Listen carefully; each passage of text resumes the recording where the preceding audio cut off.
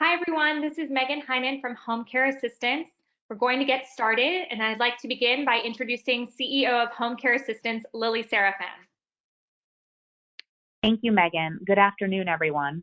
Thank you to our caregivers, team members, community partners, and families for your partnership and collaboration as we continue to assess and manage this unanticipated and rapidly evolving pandemic. At Home Care Assistance, we've been on the front lines of COVID-19 from the beginning in Washington State, and we continue working to uphold our mission to champion the well-being of our clients, deliver peace of mind to their families, and instill pride of purpose in our care teams, with the health and safety of our entire organization, our local communities, and our country in mind. Together, we're all playing a role to care for our most vulnerable populations, and I want to express gratitude to the hundreds of professionals on the line right now doing their critical work in these uncertain times. In our company's response, we've been working to balance different imperatives, ensuring that we take precautions to protect our communities while sustaining our mission in ways that are appropriate under the circumstances. I deeply appreciate the many people who've responded in a spirit of understanding and partnership, and one of those partners, Arthur Brettschneider, a friend and partner in senior care, with whom I'm privileged to co-host today's webinar, is on the line. Arthur is the founder and CEO of Seniorly, where their marketplace connects families with more than 35,000 senior living communities and 300 local senior living experts. And I'm going to turn it over to him to share a few words. Arthur? Thank you, Lily and Megan, and thank you, Dr. Trounce, for leading this very important webinar today. My name is Arthur Brettschneider, and I'm the CEO of Seniorly. Seniorly is a marketplace for senior living, serving millions of visitors each year. During this unprecedented time, our team has been working on several initiatives to use our resources to educate consumers and providers on best practices for dealing with the coronavirus in this new reality. Following the webinar, we will email you with a link to our landing page that lists some of the other initiatives we're currently working on. We're excited to share this webinar with you today, and thank you all for everything you do each day to care for your residents and your loved ones. Stay safe, and thank you. Thank you so much, Arthur.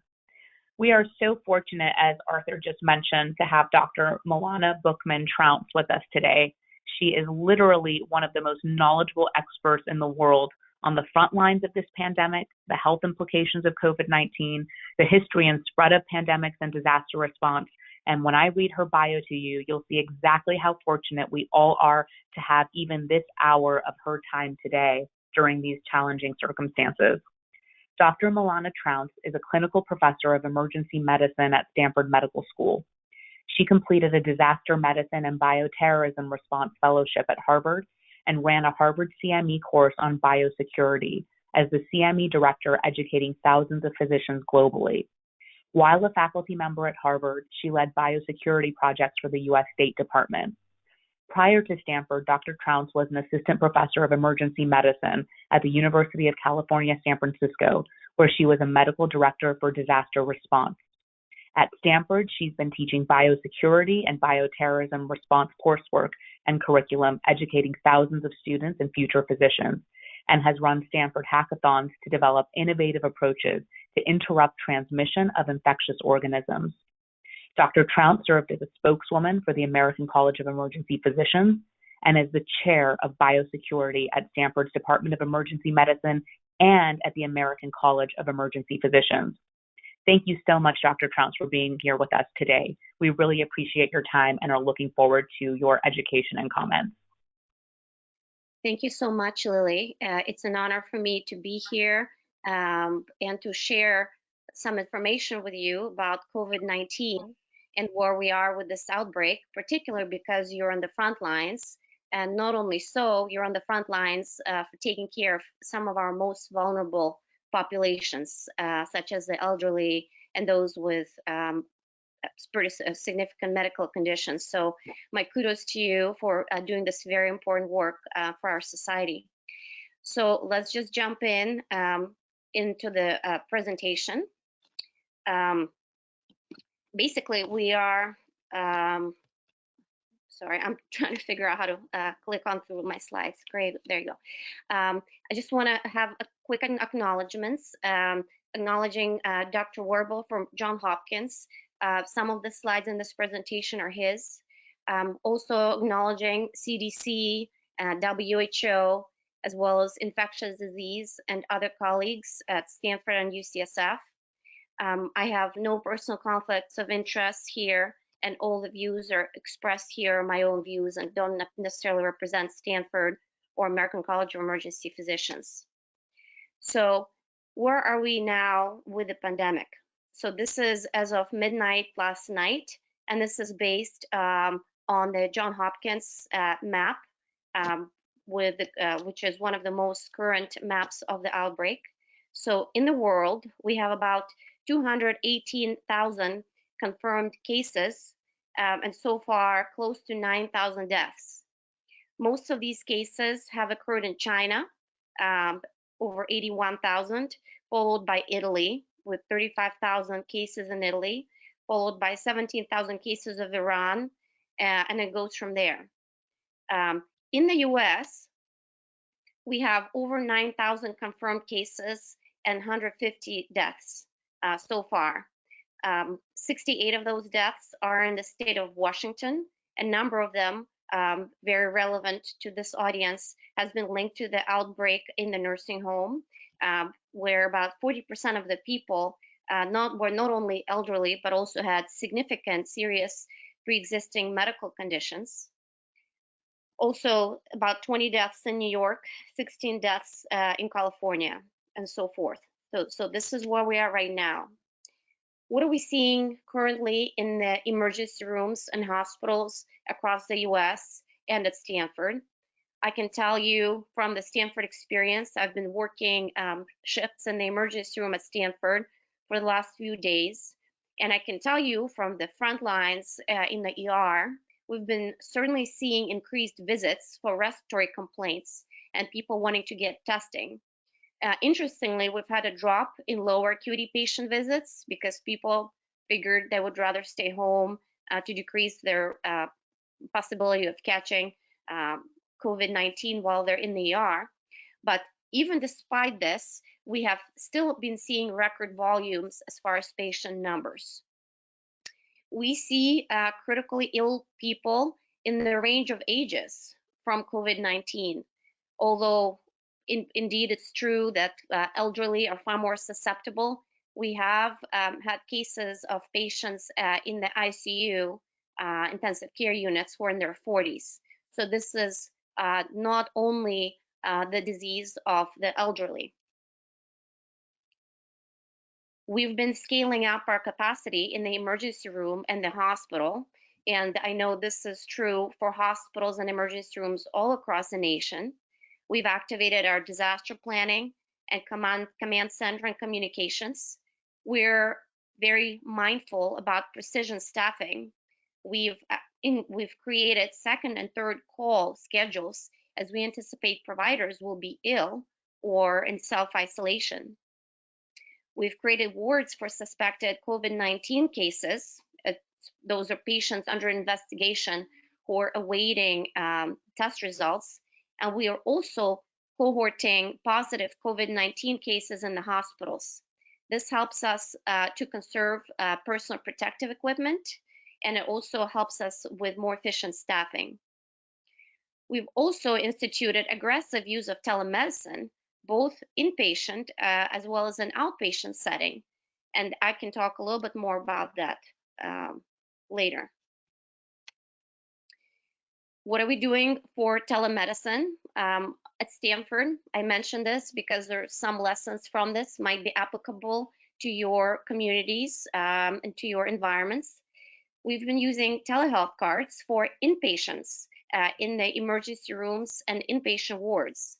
And those are telehealth cards that we put in the patient rooms where we can essentially video dial in into the patient room and do reassessments and also provide information to the patients.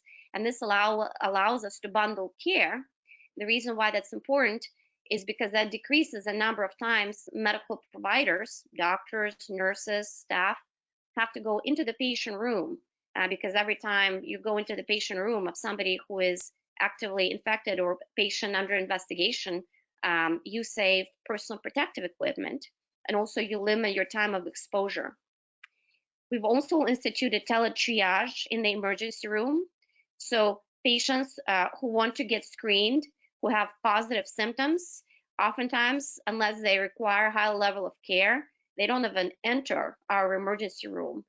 They're assessed via telehealth by providers with the movable carts outside the ER, and they're tested via essentially a drive-through method. We've also scaled up virtual visits at Stanford Express Care. They used to be about 5% of all the visits were virtual visits. Now it's up to 60% of total volume, and we've done this over just in the last 2 weeks. And as I mentioned, we're doing also a lot of drive-through testing, not through just Stanford Emergency Room, but through our clinics. It's a NASCAR-style drive-through. To go back, give you a quick background on coronaviruses and go through some of the information that the CDC provides that's important for your providers and administrators to know. So typically, coronavirus is called mild flu-like symptoms. We've had other outbreaks of coronaviruses. COVID-19 is certainly not the first one. We may remember SARS and MERS outbreaks. Those have had significantly higher fatality than the COVID-19 outbreak, in the ranges between 10 to 30%, 10% for SARS, 30% for MERS. SARS-CoV is the newest, and it's very similar to SARS, because both are coronaviruses. Both originated in bats. What are the symptoms of COVID-19? Most commonly, it's cough and fever.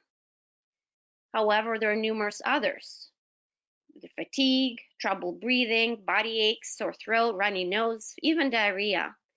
It's very difficult to accurately determine if a patient has COVID-19 based on symptoms alone.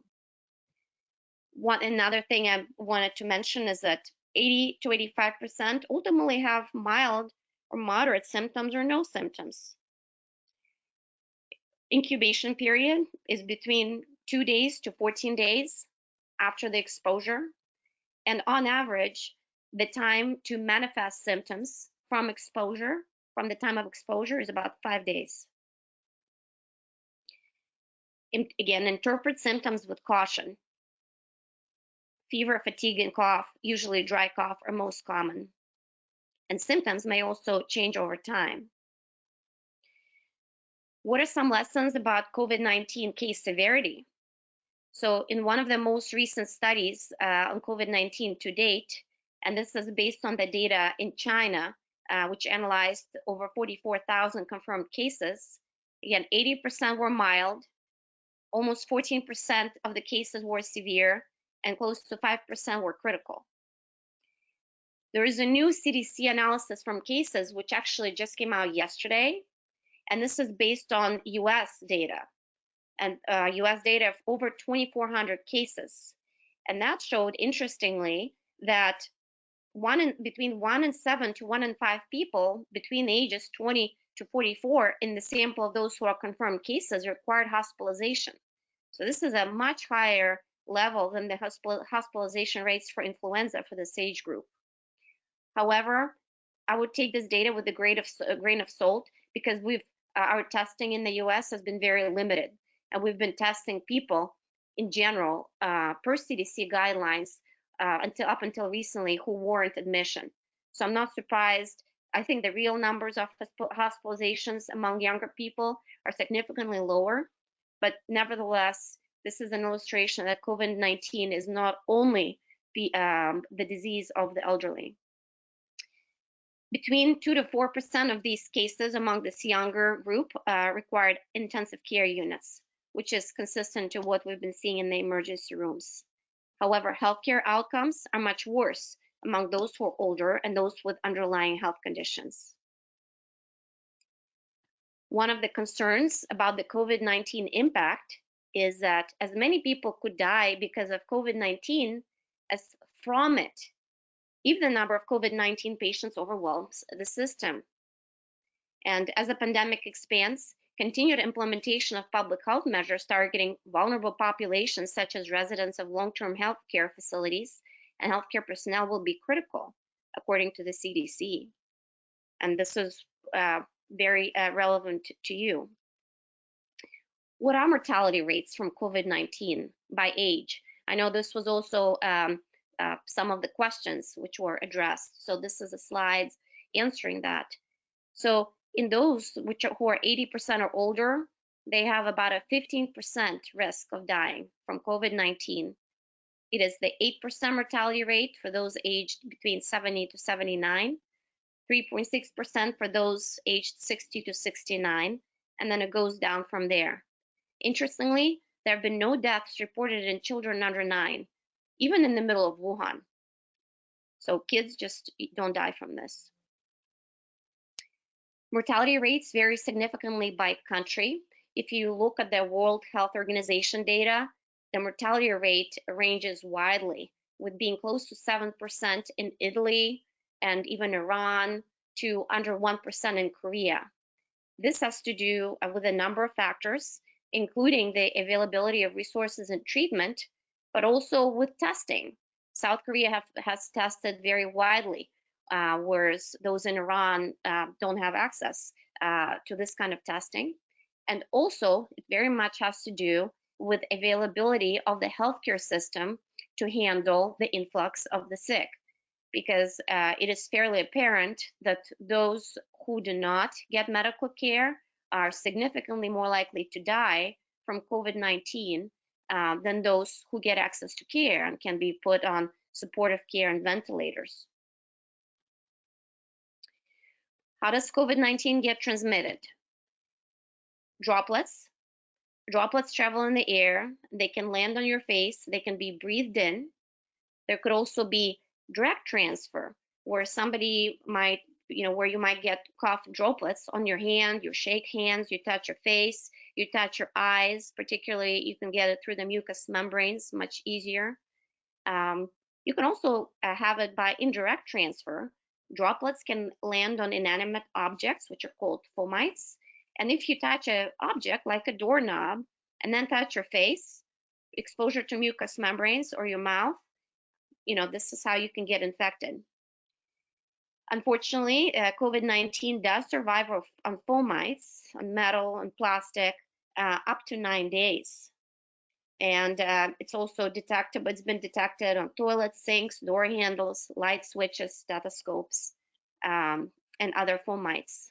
So essentially, this boils down to 3 routes of infection. So it's hand to mouth or face, aerosol transmission, which is actually, I would say, it's only a minor part of the transmission. I know everybody worries about face masks, but this is actually a minor part of how this gets transmitted. It's primarily by fomites, and this has been, according to the literature, coming from China and other places.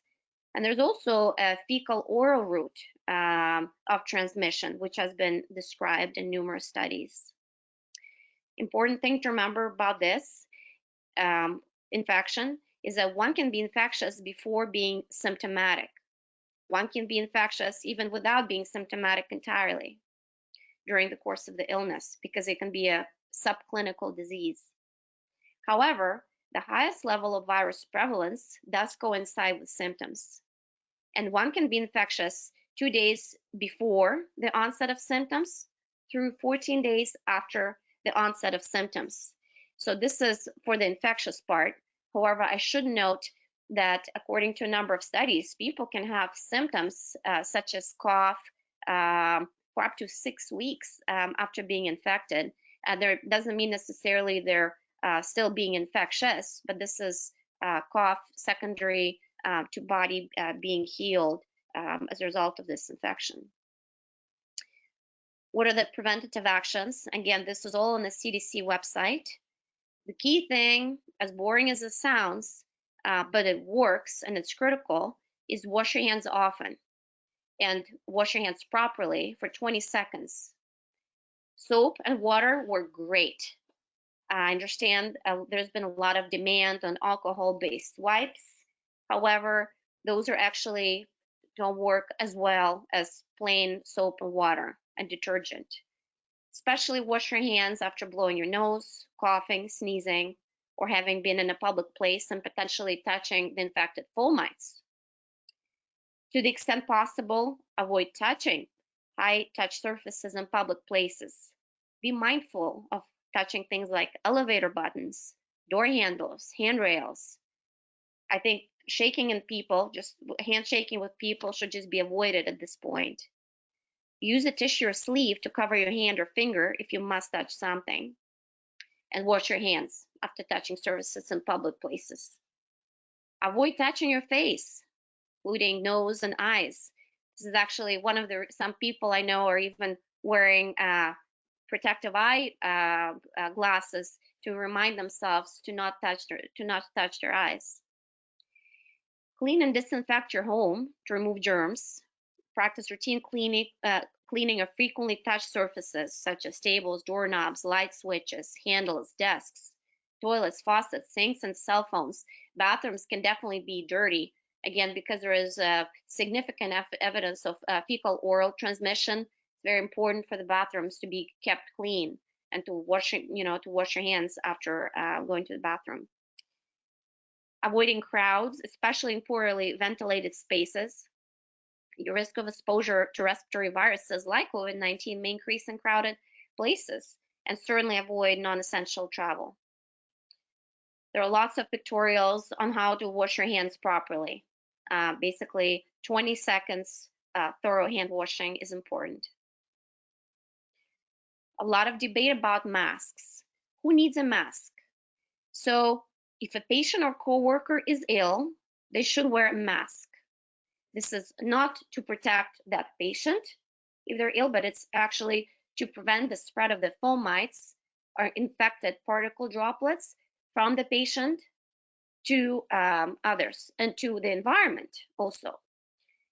If actively caring for someone who is ill, you should wear a mask too.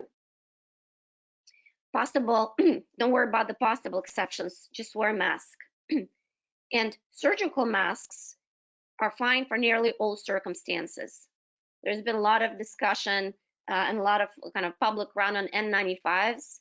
The truth is there is very little aerosol transmission of this unless you're doing procedures which are usually in the medical setting, which aerosolize particles. And by the way, I should mention that the use of CPAP and BiPAP, for those of you who take care of these patients, it actually aerosolizes particles. So at Stanford Hospital, we've actually been limiting the use of CPAPs and BiPAP machines for in patients under investigation for this exact reason, to protect our staff. In somebody who is severely ill, we actually oftentimes go straight to intubation. So it's that serious. How can you reduce exposure risk during home care?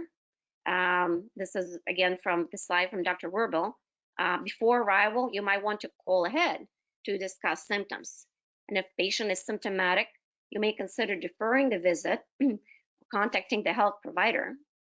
Patient should wear a mask if ill. And provider and patient should wash hands before and after the encounter. And if it's a confirmed case, you must use appropriate PPE and isolation protocols and avoid reusing patient care equipment. As much as it hurts me, we've been throwing away the reusable stethoscopes and blood pressure cuffs just to decrease the chance of passing this on. Community level social distancing is massive. I can tell you that with this outbreak, if everybody can stay home for a month, for a few weeks, we are done containing this pandemic. We don't need, no need for tests, no need for meds, no needs for anything. We are done because by that point, people who would have been sick, would have completed their course of illness and we would be done. However, this is not realistic to do in society, but we should do as much as possible to get ourselves towards that goal. We can do it via a number of measures, such as community level social distancing, avoid handshakes, reduce person-in-person interactions, avoid large gatherings, avoid unnecessary travel, and limit food sharing. I know in Northern California and in a number of other places around the country, we're in lockdown right now. Some might think it's an extreme measure, and it is.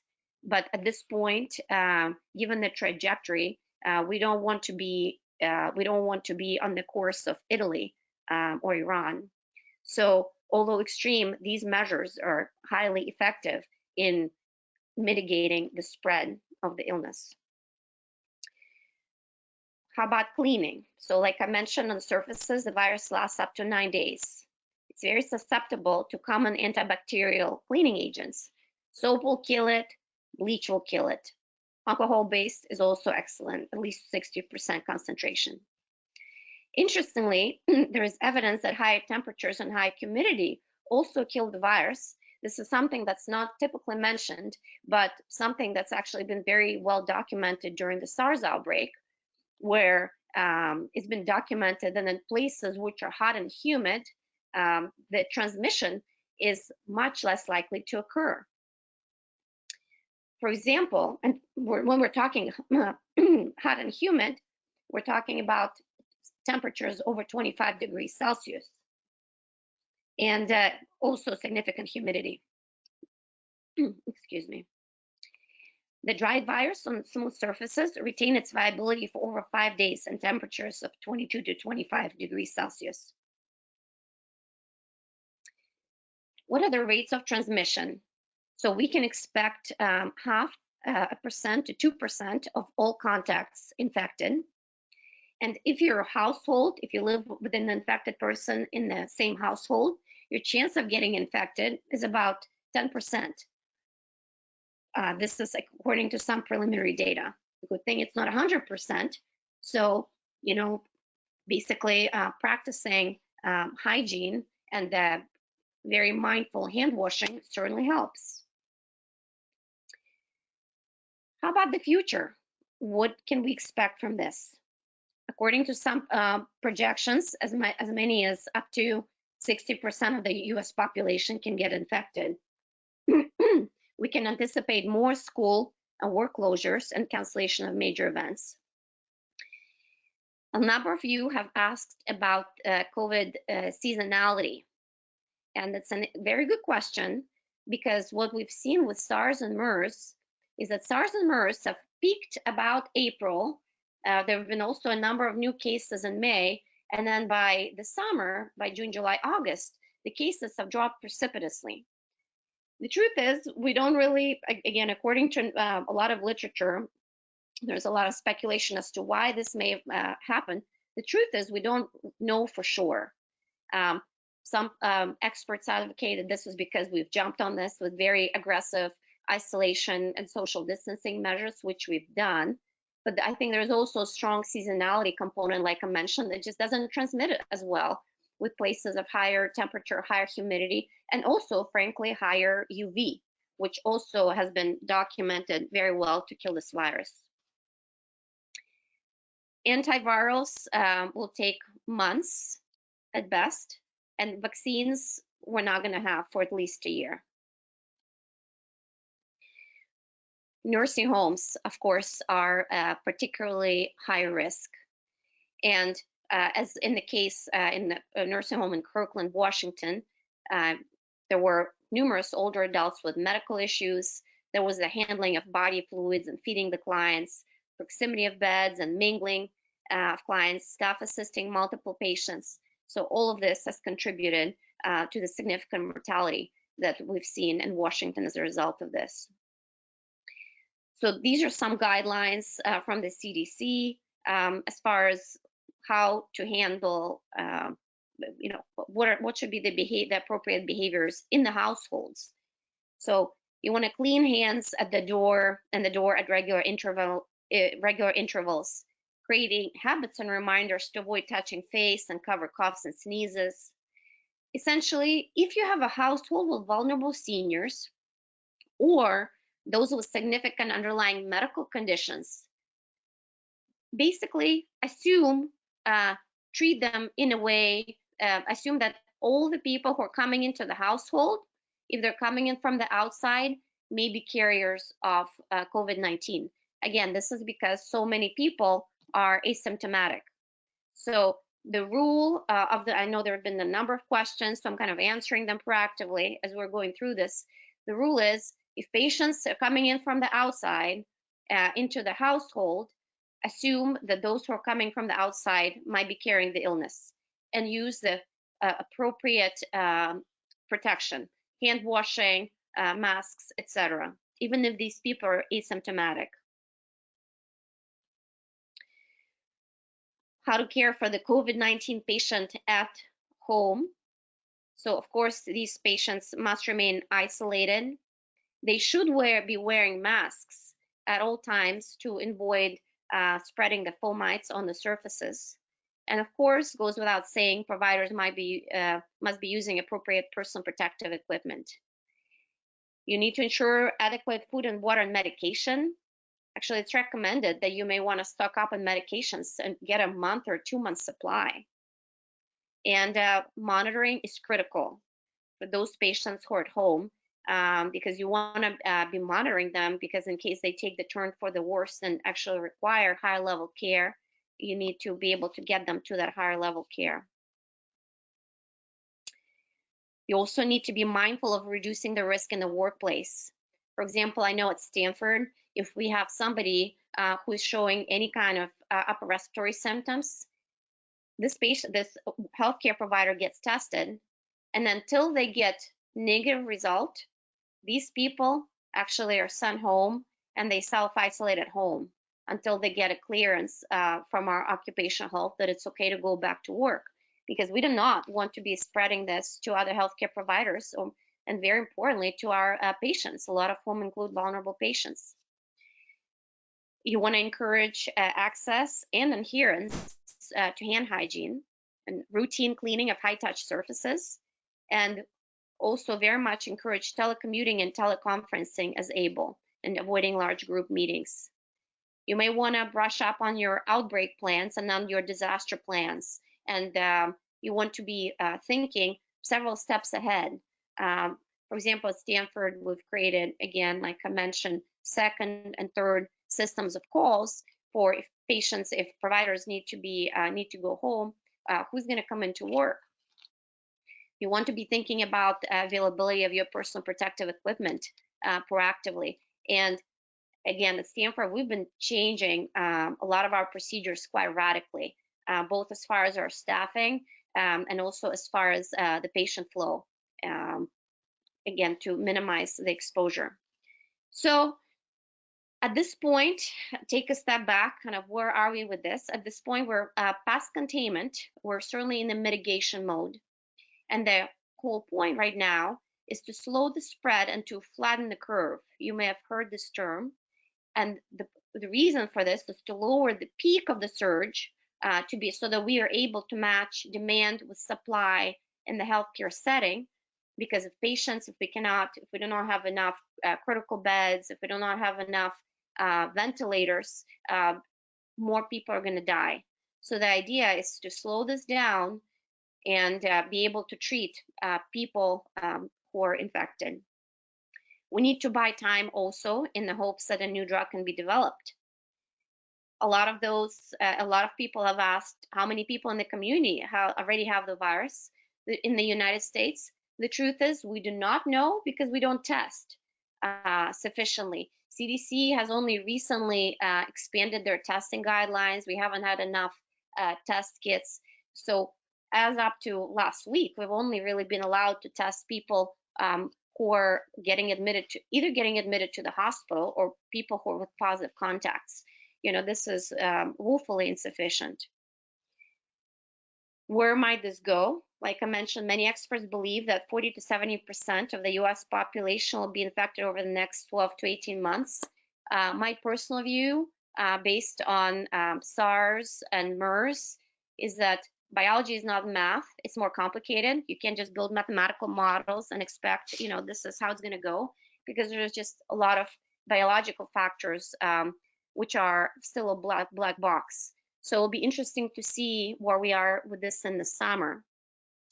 But yeah, regardless, MERS did come back in the fall. Influenza of 1918 did come back in the fall with a vengeance. So we need to be alert to this possibility. And just because the number of cases may drop precipitously in the summer, I hope they will, this does not mean this is not going to come back with a vengeance in the fall. Again, like the Spanish flu did. If these scary predictions are true, we can see a lot of people dying from this, as many as 1.5 million Americans. And this is some scary possible statistics. This is to contrast with about 50,000 Americans who die each year from seasonal flu. However, the fatality rate from this is significantly higher. And like I mentioned, I think it's likely to get worse, at least through the spring, before it gets better. And I think we're likely to be dealing with this next year as well, even after it subsides for the summer. The bottom line, anyone who is over 60 should stay at home unless critical. The same applies to people with significant pre-existing medical conditions, such as any kind of compromise of their heart, lungs, or immune system. What if someone gets sick? Stay at home, unless you're severely sick. There is unfortunately at this point no specific magic bullet that we can use in the hospital. There's still no significant, no antivirals, which we with certainty know are effective against this. Although there are actually literally hundreds of trials, even in the US, investigating various drugs to treat this. So if you're able to stay home, or if the patients you're taking care of, the people you're taking care of, they get sick, if they seem okay, unless they seem to be short of breath, not being able to breathe, have chest pain, have them stay home. However, if they do get progressively sick, they can get supportive care in the emergency room and in the hospital. We give IV fluids, we give oxygen, we can intubate and provide pulmonary support through ventilation to help get people through this, as their own immune system fights the virus. Like I mentioned, there are numerous drugs under investigation. If someone does get sick who is high risk, or actually even a moderate risk, you can try to get them enrolled in compassionate use of remdesivir, which is actually an antiviral which was originally used for Ebola and is currently showing some promise, although this is very early to tell, for COVID-19. You'll need to find a doc who can enroll you in the study. Currently, as far as, let's talk about testing very quickly. There is no way to determine what that a person has this other than a PCR test. No other test can distinguish COVID-19 from flu or from a number of other dozens of respiratory pathogens currently circulating. The unfortunate thing is that we still do not know the rate of false negatives with certainty. Clinical testing capacity has been a challenge, as I'm sure many of you have heard from the news. However, we are ramping up. Quest and LabCorp have capacity to process 1,000 kits per day. That's as of a few days ago. I know Stanford's testing capacity will be testing 1,000 per day. We have the capacity to test up to 1,000 samples per day starting mid next week. Actually, as of yesterday, there is an Everywell company that announced the first COVID-19 home test. They have capacity for a total for to test 30,000 samples. The reason being is because they need to get nasal swabs actually from Italy, which is currently not supplying them because of their own crisis. But right now they have capacity to test 30,000. And this requires a video visit with a physician who would order this test, but it's there. It's a mail-in test. Expanding processing capacity takes time, space, equipment, and certification. But I know a number of labs, private labs outside of CDC around the country are getting FDA clearance to test. So this is coming. How about surge capacity in the emergency departments and hospitals? I can tell you it's limited. Bottom line, it's limited. We are expanding our use of telemedicine, but we're expanding our use with drive-throughs. Trump has just announced a couple of days ago the deployment of 2 military ships to provide extra surge capacity as far as beds. But nevertheless, depending on how this goes with the success of mitigation measures, we might actually need to resort to this. And also many face shortages of personal protective equipment and respirators. Where do you get reliable news? I want to mention and caution you against a lot of fake news. There's just a lot. Go to reliable sources, such as Hopkins Center for Health Security. Their site posts daily updates, and it even has a map which updates in real time if you feel like tracking real cases of COVID-19 all over the world, including US. You can also sign up to receive their daily newsletter. CDC is probably one of the best sources and actually has guidance specifically for home health providers and for nursing homes. They even have checklists of what your facilities should do to prepare for COVID-19, and they go through these checklists and scenarios and PPE, etc. Again, very useful resource. Go to the CDC website. WHO also is an excellent source of information. This is really more applicable for the global community. If you feel like reading news, New York Times has a better record on scientific accuracy than a number of other publications. So as far as what can we learn from China, amazingly, China for the last several days has reported 0 new deaths from COVID-19. Some people call their measures draconian, but obviously they worked. We can learn something from that experience. Wuhan had 4.3 beds per 1,000, while US has 2.8 beds per 1,000.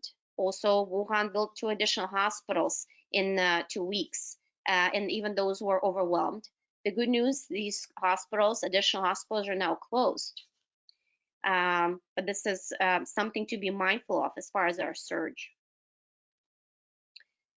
To put COVID-19 pandemic in perspective, every few years there seems to be another pandemic.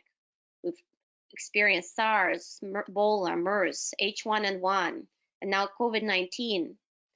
People question about the future of our society versus infectious disease.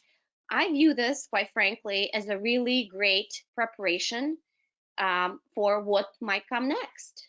Not necessarily with COVID-19, but future pandemics. So I think it's very useful at this point for everybody to be planful and thoughtful as far as how do we prepare, not just for this one, but for the next one. Go through your preparedness plans, go properly through your procedures, and for thinking about how we can address this adequately. As with many things, the worst impact of COVID-19 will likely be in countries with the least resources. In countries with better organized public health systems, such as South Korea, Singapore, China, will do better. So, like I mentioned, CDC has checklists for long-term care facilities. You want to rapidly identify and manage ill patients. Considerations for visitors and consult staff. You think about your supplies and resources, as well as things like sick leave policies and surge capacity for staffing and education and training. And there's some more on these same topics. These are just some lessons from history. This is not, people talk about this, that this is unprecedented. This is not unprecedented. We've had Spanish flu pandemic, and what was interesting, there are also, in many ways, this reminds me of that, except this one is not nearly as bad as it looks. Actually, Spanish flu pandemic took down the life expectancy in the United States to about 40 years old, because it actually preferentially killed young people. And quarantine actually is also not a new concept, And I will just skip over this in the interest of time. During the Spanish flu pandemic, they didn't have vaccines, they didn't have drugs. The non-medication infection control is really what created the biggest mortality benefit. And some of this has been extensive.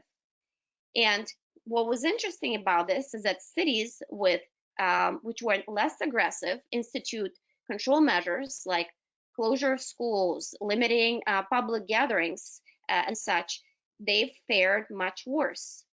For example, even in San Francisco, had they not lifted their control measures early, they could have avoided up to 90% of mortality when it came back with a vengeance in the fall of 1918 and into the spring. So there's a lot of lessons to be learned. A lot of this data is actually on the CDC website, if you look.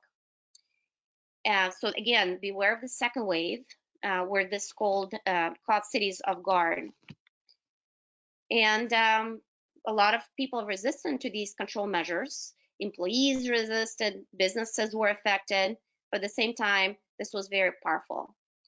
And the infectious disease has been a powerful force in human evolution. A lot has been written about this. And again, this is not the first pandemic. This is not the last one. Let's prepare and let's be safe.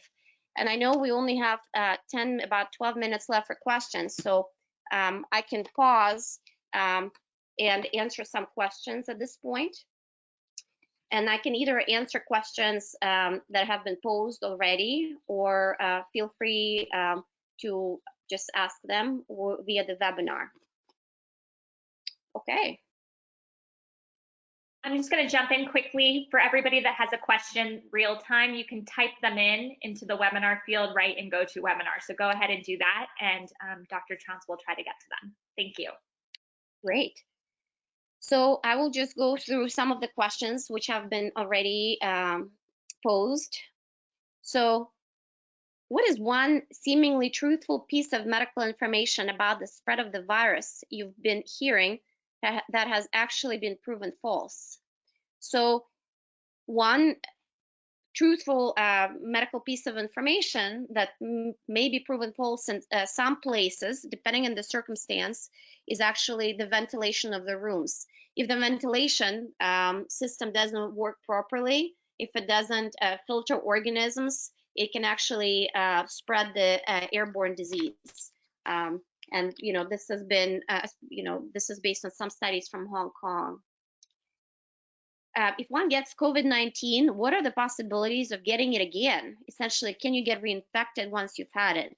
So there are some reports in the literature, and that's actually based on the Japanese study, where there was a report of one patient, who tested positive, then tested negative, then tested positive again. So there is, I would say it's a possibility, but I think this would be highly unlikely to happen. In general, with SARS, for example, once somebody had SARS, they built immunity that lasted them 2 to 3 years. And also keep in mind that the PCR tests that we have, they have a significant rate of false negatives. So I'm not sure if this was something with the testing or perhaps a different substrain. But again, this is a very, very minor risk, I would say, based on fairly scanty data. So I wouldn't worry about it too much.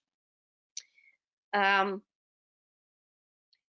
about, also there are some questions, how about antiviral and other treatments and vaccines for coronaviruses? So vaccine we're not going to have for 12 to 18 months. By that time, I expect this outbreak to be over. Antivirals, very interesting questions. There are a number of things online. Like I mentioned, there is remdesivir, which is a Gilead drug, which can be used under compassionate use.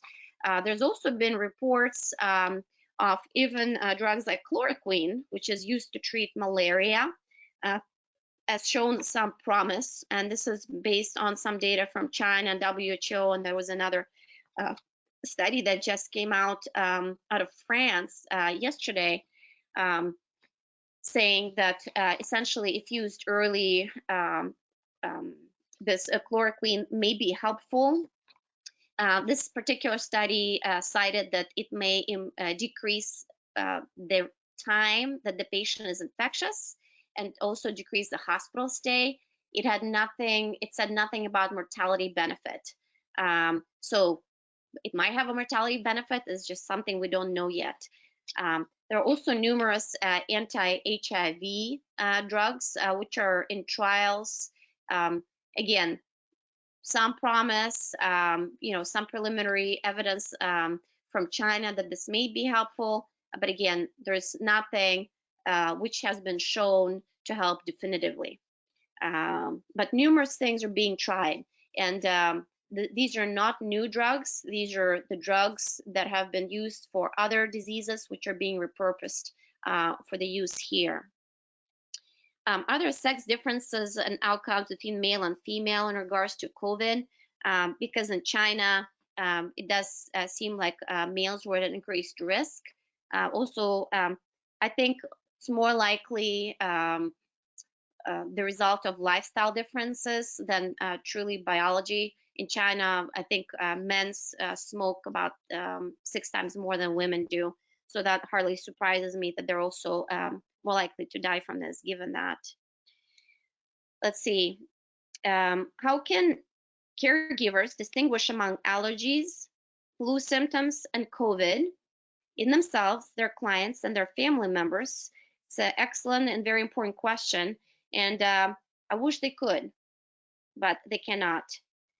If the caregiver has infectious symptoms, they should get tested. And they should ideally try to not work until the test is negative. At least that's what we're doing at Stanford. But at the same time, I recognize it is maybe a luxury that we have for now, because I also anticipate if this gets worse, people might just have to, healthcare providers might just have to put a mask on and go treat the patients if we're running out of staff. Can one be contagious throughout the entire asymptomatic window? So yeah, you can be contagious starting from 2 days after exposure to 14 days after exposure, according to the CE, even if you have no symptoms. How about progress towards accelerating availability of testing? Like I mentioned, a lot of things are coming online through the private sector now. Also, there is a question about aging and the use of ACE receptors. There's been some information circulating online that maybe ACE inhibitors and also ARB blood pressure medications should be discontinuing in patients for COVID. Basically, that's not true. American College of Cardiology said that, keep your blood pressure meds as you normally would, including the ACE inhibitors and ARB. Let's see. Other questions. Is tea tree oil, essential oil, helps to protect people from coronaviruses?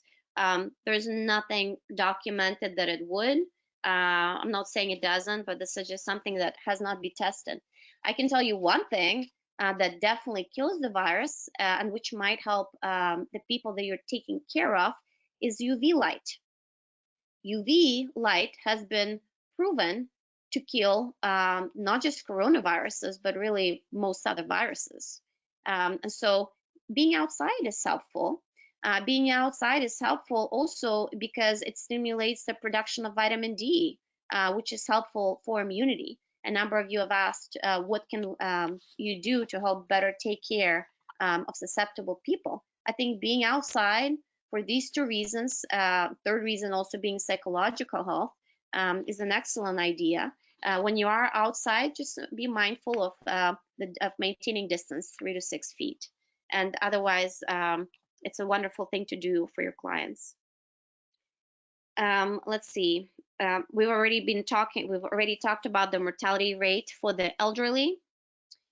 We've talked about seasonality, and we've talked about the possibility of second wave in the fall, which is certainly a possibility. There is a question, being that there is a hand sanitizer shortage, is it safe and effective to make your own hand sanitizer from aloe and alcohol? If you want to make sanitizer, your own hand sanitizer, don't bother with alcohol. Just get some water, get some soap, mix it up, or even detergent. Mix it up really well, and you have an an extremely effective hand sanitizer. You don't need to bother with aloe and alcohol. Okay, I am going through additional questions. Let's see. Is the symptom of COVID-19 includes vomiting of blood? Vomiting of blood, no. But can you have not vomiting and diarrhea? Yes, you can in small percentage of cases. Why is it not necessary for a healthy person to wear a mask? Since there are so many people who are out there coughing and sneezing with no masks on. I think it's a good idea, even for healthy people, to wear masks, since they may be transmitting. However, if those healthy people stay away from others, and if those healthy people are outside maintaining appropriate distance, up to 6 feet, then in that case, I don't think the masks are necessary for them. So it depends on the situation and if they're likely to kind of transmit. I am caring for my mother, who is 89 years old with diabetes and chronic renal failure. So that's certainly a high-risk patient. What recommendations do you have for other family members visiting her? Quite frankly, if it's at all possible, I don't know if you have a backyard, maybe have those visits happen outside with a distance of about 6 feet. I would assume that anybody who is walking in your house might be a carrier or might have fomites on their hands or others. So I would be very cautious. You're describing a very high-risk patient. So I would really essentially limit the visitors to your home at this point. Maybe consider video visits or consider meeting outside with a distance. Let's see. What symptoms should we be watching for? What is a mild case? So mild case is basically upper respiratory infection. Could be mild fever, mild cough, mild sore throat. How would this be treated so it doesn't evolve into a more severe case? The truth is, at this point in time, until we have availability, until we've proved that other drugs work to prevent this, there is really nothing we can do to prevent the evolution of this disease. So I would say sleep, good nutrition, kind of try to boost your immune system with positive social interactions, even if those involve video interactions. Those are probably your best protections. And I'm mindful of time. I know it's almost 2 o'clock, so I will stop there.